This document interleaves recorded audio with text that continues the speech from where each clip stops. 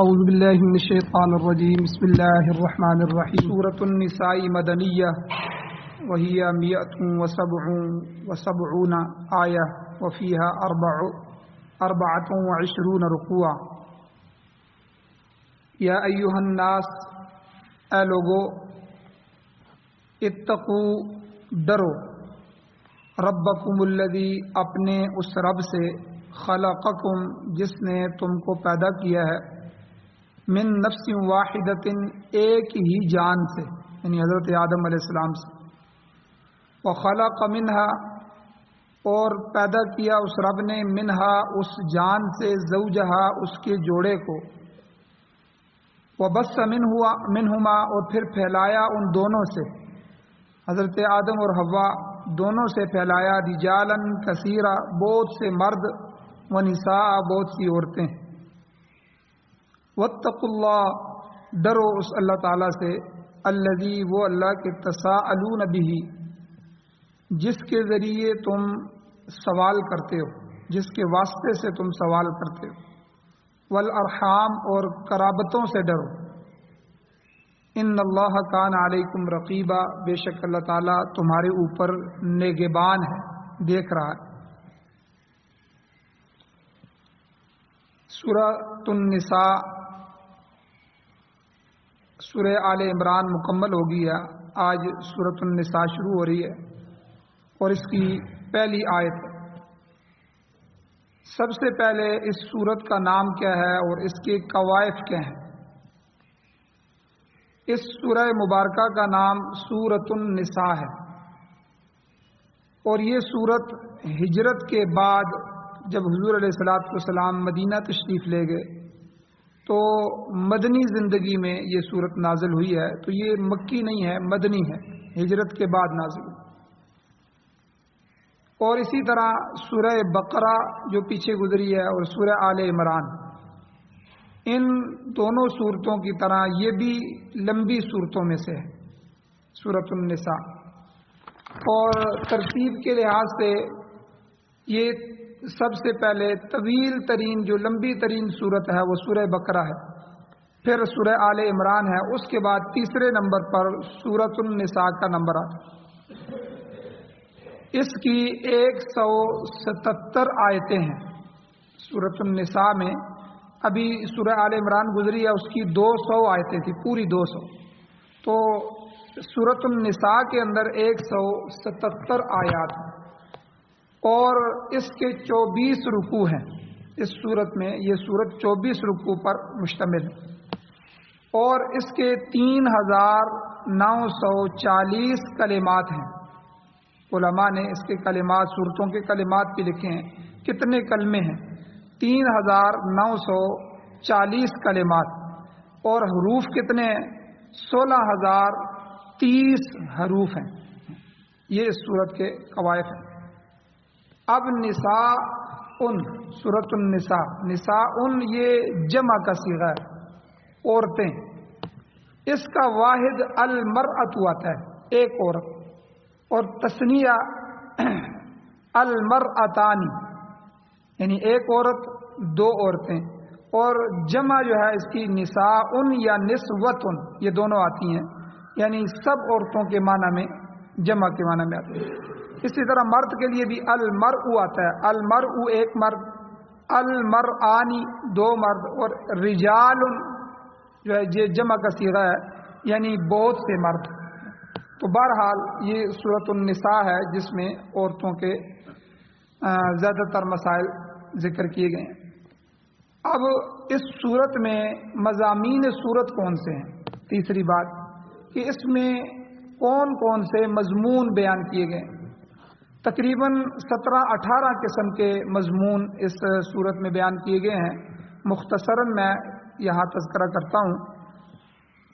سب سے پہلے، جیسا کہ اس سورہ مبارکہ کے نام سے بھی ظاہر ہوتا ہے کہ سورۃ النساء ہے، تو اس لیے اس میں عورتوں کے متعلق بہت سے احکام ہیں، اور دوسری کہ تاہم اس صورت میں اس کے علاوہ بھی بہت سے احکام اور حکمتیں بیان ہوئی ہیں، اور حقوق اللہ اور حقوق العباد، اللہ کے جو حق ہیں اور بندوں کے جو حق ہیں، ان دونوں حقوق کا ذکر گزشتہ صورت میں بھی گزر چکا ہے، سورہ آل عمران میں بھی، اور اس صورت میں بھی حقوق اللہ اور حقوق العباد کو بیان کیا گیا ہے۔ اسی طرح چنانچہ عورتوں کے جو مسائل ہیں ان کے حقوق کے ضمن میں آتے ہیں۔ عورتوں کا مسئلہ چونکہ ان کا حق ہے تو اللہ نے ان کے گویا کے حقوق بیان فرمائے، تو ان میں سے سب سے بڑا حق وراثت کا ہے۔ عیسائی اور ہندو یہ جو دو قومیں ہیں یہ عورت کو وراثت کا حقدار ہی نہیں مانتے، برخلاف اس کے اسلام نے عورت کو وراثت میں حصہ دیا ہے۔ تو چنانچہ اس صورت مبارکہ میں وراثت کے تقریباً سارے احکام اور بہت سارے احکام بھی بیان ہوئے۔ اسی طرح ایک بات یہ کہ سورہ بقرہ میں گزر چکا ہے کہ مومن مرد ہو یا مومن عورت ہو، اس کا نکاح مشرک عورت یا مشرک مرد کے ساتھ جائز نہیں۔ اب اس صورت میں ان تمام رشتوں کی تفصیل بیان ہوئی ہے جن کے ساتھ نکاح جائز نہیں۔ یعنی یہ تو مشرک ہے، ایک آدمی مشرک ہے، کافر کا مسلمان سے نکاح جائز نہیں ہے، مرد عورت و دونوں کا، لیکن بعض دفعہ مسلمان کا کچھ ایسے رشتے ہیں کہ جو مسلمان بھی ہیں لیکن ان سے نکاح جائز نہیں، جیسے ماں ہے، کسی کا اپنی ماں سے نکاح جائز نہیں ہے، بہن سے نکاح جائز نہیں ہے، اس طرح وہ جن کو محارم کہتے ہیں، محرم اور غیر محرم کے رشتے، تو جو محارم ہیں ان کا اللہ تعالیٰ نے تفصیل کے ساتھ اس صورت میں ذکر فرمایا۔ پھر حقوق کے ضمن میں ہی ایک مسلمان کے لیے اس کے جو اقربا ہوتے ہیں، اس کے جو عزیز و اقارب رشتہ دار ہوتے ہیں، ان کے حق کو بھی اللہ تعالیٰ نے اس صورت میں تفصیل سے بیان فرمایا۔ رشتہ داروں میں سے والدین ہیں، بہن بھائی ہیں، اولاد ہے، ان کی تفصیل بھی اللہ نے بیان فرمائی۔ پھر اس کے ساتھ ساتھ جو جتنے لوگ جڑتے جاتے ہیں، یتیم ہے، یتیموں، مسکینوں، مسافروں اور پڑوسیوں کے حقوق اللہ تعالیٰ نے بیان فرمائے۔ پھر ان میں سے خاص طور پر یتیموں کے حقوق کو اللہ تعالیٰ نے بڑی اہمیت دی ہے۔ مستقل جو ہے یتیم کے حقوق آگے آ رہے ہیں، سورت کے شروع میں ہی، ابتدا میں ہی اللہ تعالیٰ نے ان کو بیان فرمایا۔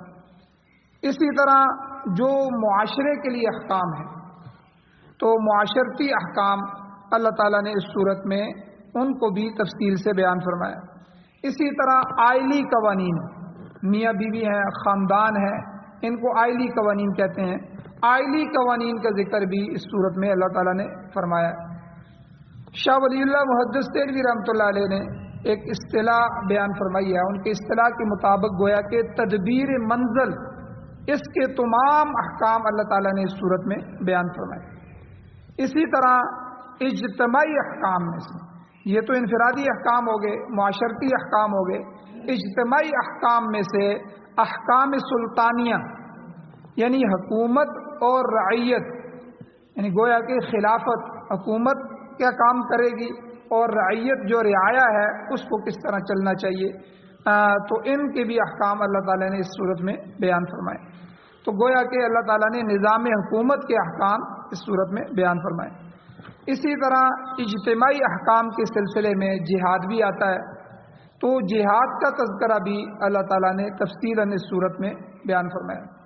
پھر اسی طرح مسلمانوں کے 3 دشمن تھے، 3 حریف تھے گروہ، ان میں ایک یہودی تھے، دوسرے عیسائی تھے، تیسرے مشرکین مکہ تھے جو نبی علیہ الصلوۃ والسلام کے، قرآن کے، اسلام کے دشمن تھے۔ یہ 3 حریف گروہ تھے حضور کے، ان کے ساتھ جو حضور علیہ السلام کے مناظرے ہوئے، بحث و تمہیس ہوئی، اس کو بھی اللہ تعالیٰ نے اس صورت میں ذکر فرمایا۔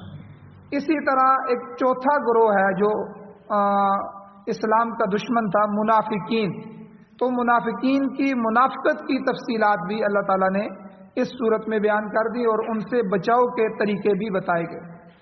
اسی طرح اس صورت میں اللہ تعالیٰ نے عبادات کی تفصیلات بھی بیان فرمائی۔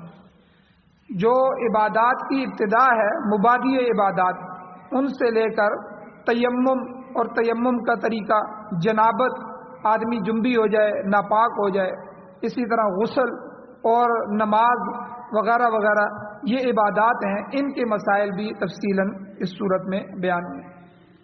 اور اسی طرح سورہ بقرہ جو پیچھے گزری ہے، سورہ بقرہ میں اللہ تعالیٰ کے کلام کا زیادہ تر جو رخ تھا وہ تقوی کے حصول کے لیے تھا کہ تقوی اختیار کرو، اور یہود کی اصلاح کی طرف تھا۔ پہلی سورہ جو سورہ بقرہ ہے تو یہودیوں کی زیادہ تر اصلاح کی گئی۔ پھر اس کے بعد جو دوسری صورت ابھی ختم ہوئی ہے جو سورہ آل عمران ہے، اس میں ایک تو اہل ایمان کے لیے جو ضروری مسائل تھے وہ بھی اللہ نے بیان فرمایا، دوسرا زیادہ تر عیسائیوں کی اصلاح کی ہے۔ تاہم اس کے ضمن میں یہودیوں کا تذکرہ بھی آیا ہے لیکن عیسائیوں کو زیادہ۔ اور اب اس صورت میں سورہ نساء میں اور اس سے اگلی صورت سورہ مائدہ، اس میں اہل عرب کی اصلاح کا پہلو اجاگر ہے۔ اللہ تعالیٰ نے مشرکین کا جو اہل عرب تھے ان کی جو ہے اصلاح فرمائی ہے، اور اس سے آگے جو صورت سورہ انعام آئے گی اس میں مجوسیوں کی طرف اشارہ ہے، اور پھر اللہ تعالیٰ نے شرک کی مختلف قباحتوں کو، برائیوں کو ذکر فرمایا۔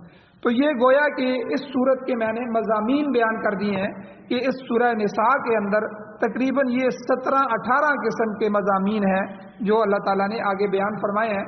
انشاءاللہ ان سب کی تفصیل آہستہ آہستہ سامنے آتی رہے گی۔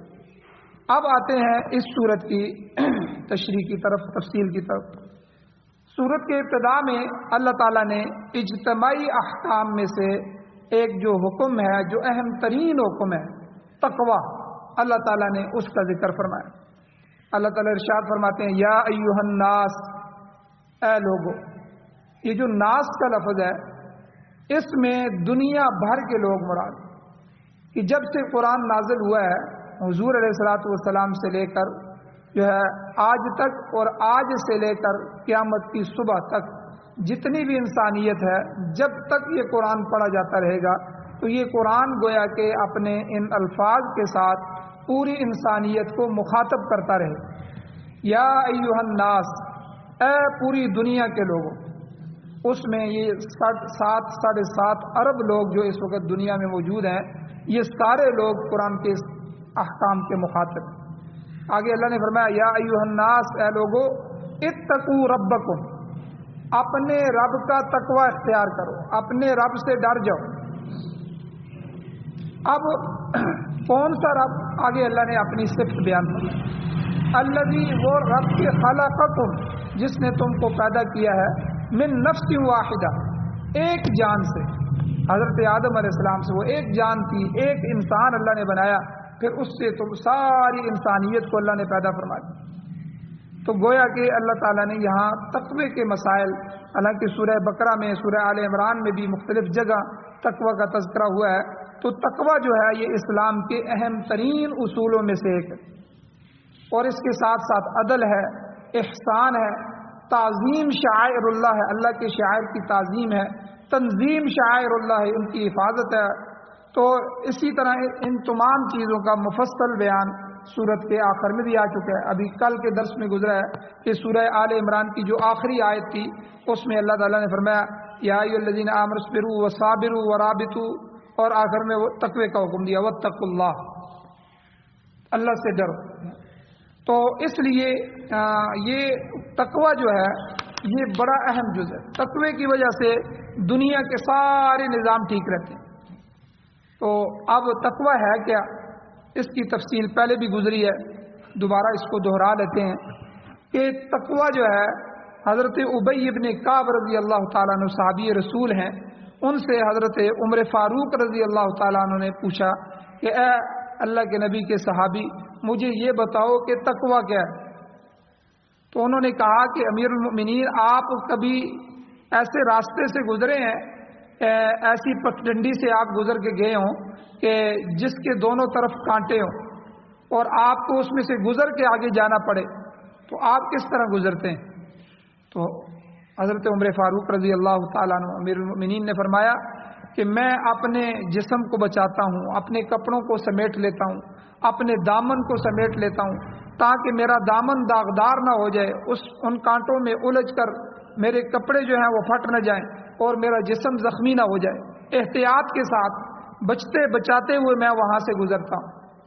تو انہوں نے کہا ابی بن کعب رضی اللہ تعالیٰ عنہ امیر المؤمنین، بس یہی تقوی ہے، آپ کی یہ جو دنیا کی زندگی ہے یہ گناہوں سے بری ہوئی ہے، गुनाहों के कांटे जगह जगह, रिश्वत के बाजार गर्म है, झूठ पर झूठ चल रहे हैं, धोखे पर धोखा चल रहा है, हर जगह फरेब और जो है धोखे हैं, और इसी तरह गीबत और चुगलियों की महफिलें गर्म हैं, और गुनाहों को उभारा जा रहा है, गुनाहों की मजलिसें कायम हैं, हर तरफ जो है ये सारी फिजा कायम है।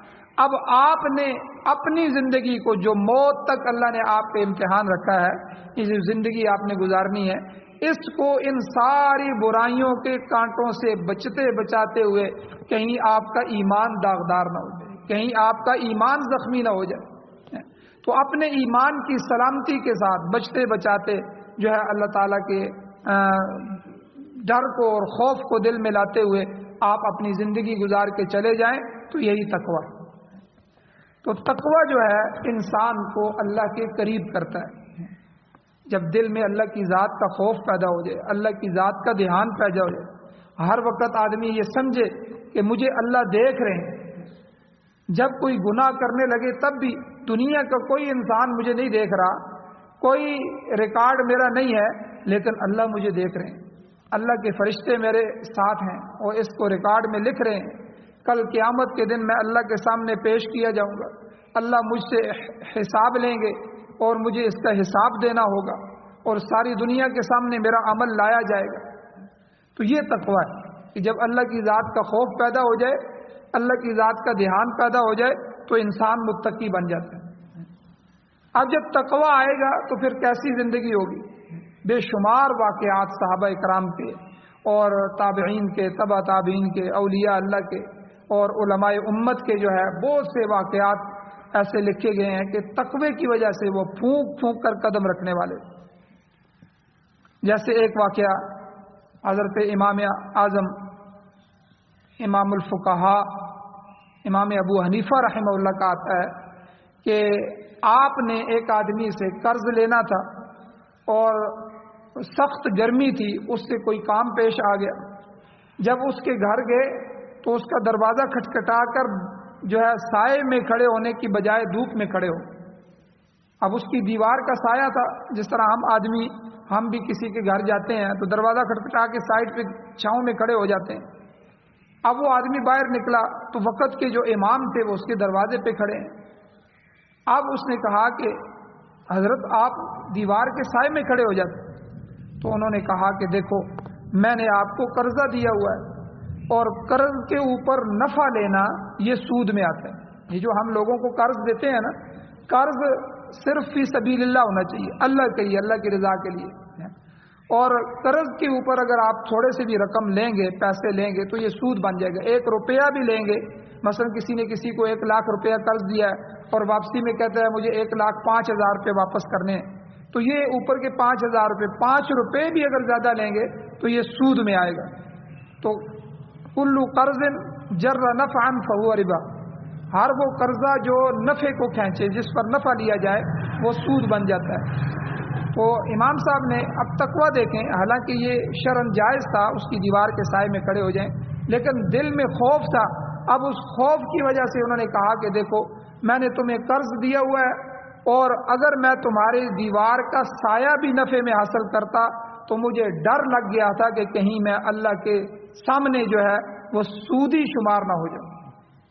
कल मैं अल्लाह के सामने पेश हो जाऊं तो अल्लाह मुझसे पूछे कि एक आदमी को कर्ज दिया था और उसके नफ़े में उसकी दीवार का छाँव तुमने हासिल की थी, तो ये तुमने क्यों हासिल की? ये तकवा है।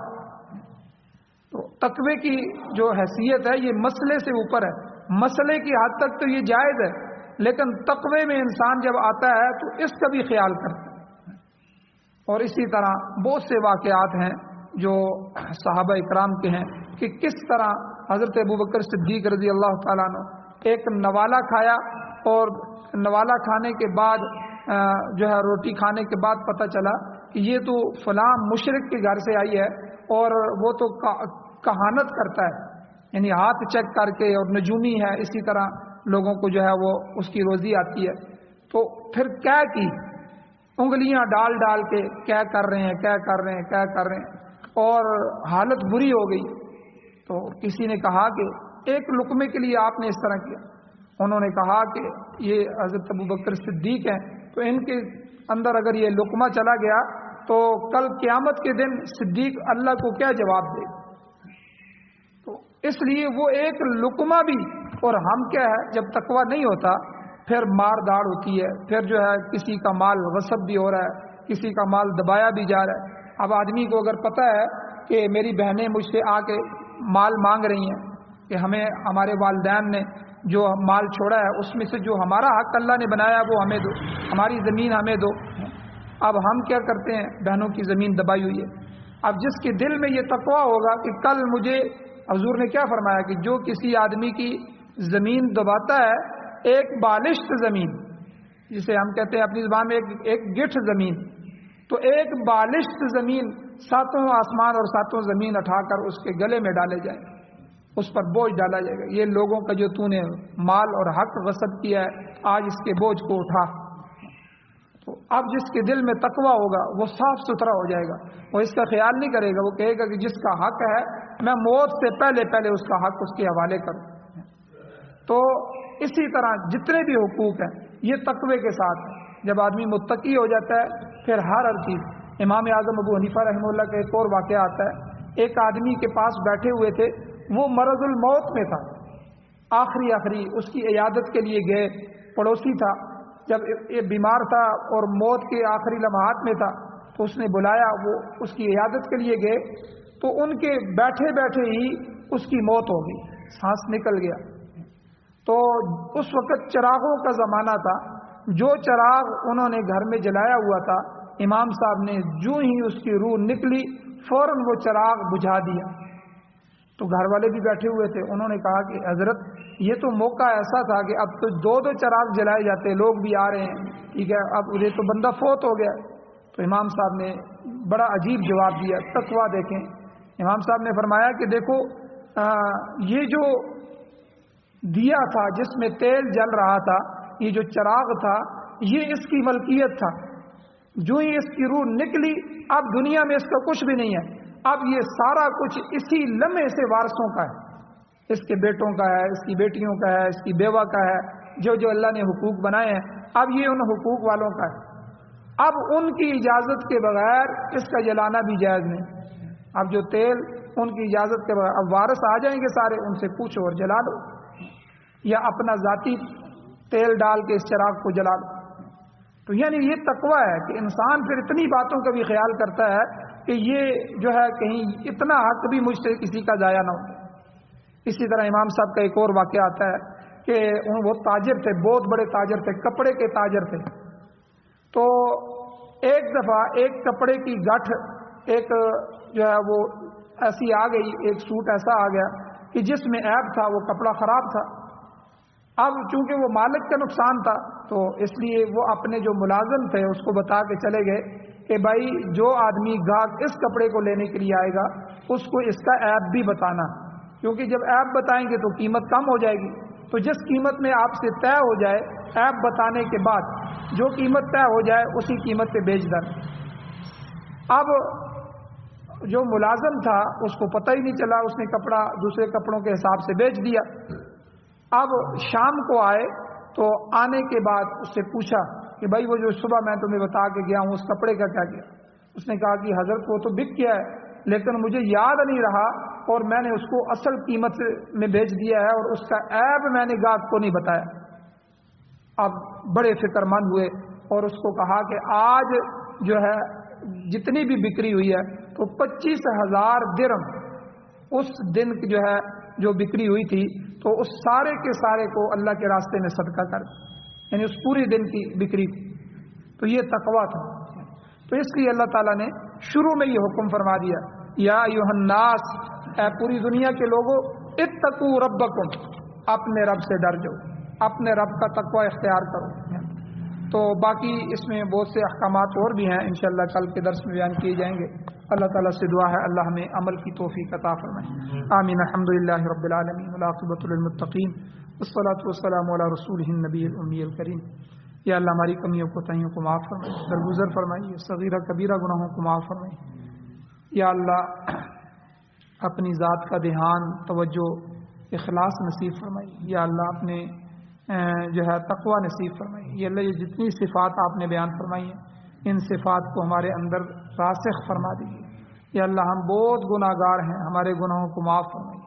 یا اللہ اپنا رحم کرم فضل والا معاملہ فرمائیے. اپنے غضب سے ہمیں محفوظ فرمائیے، اپنے غصے کی نظر بننے سے ہمیں محفوظ فرمائیے. یا اللہ قرآن و سنت کو سننے، سمجھنے، عمل کرنے، اس کی اشاعت کرنے، پوری دنیا میں اس کے نافذ کرنے کی توفیق عطا فرمائیے.